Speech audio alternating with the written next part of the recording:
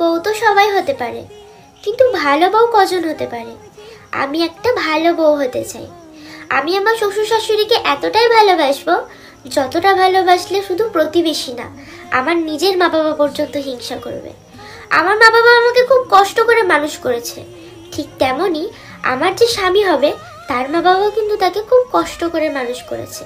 আর যদি তুমি তোমার স্বামীকে গিফট দিতে চাও তাহলে তার মা বাবাকে ভালোবাসো।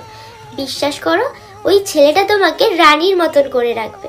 কারণ একটা ছেলের কাছে এর থেকে বড় গিফট আর কিছু হতে পারে না।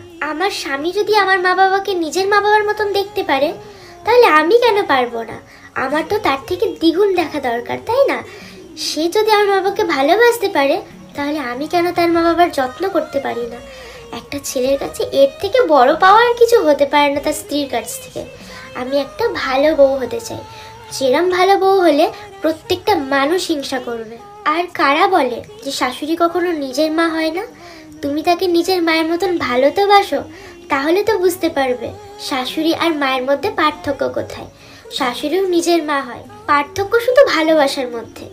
বিয়ের পরে একটা ছেলের জীবনে শুধু এতটুকুই চাওয়া থাকে, তার স্ত্রী যেন তার মা বাবাকে ভালোবাসে। আমার স্বামী যদি আমার খুশির জন্য এত পরিশ্রম করে তাহলে আমি কেন তার খুশির জন্য তার মা বাবাকে ভালোবাসতে পারবো না?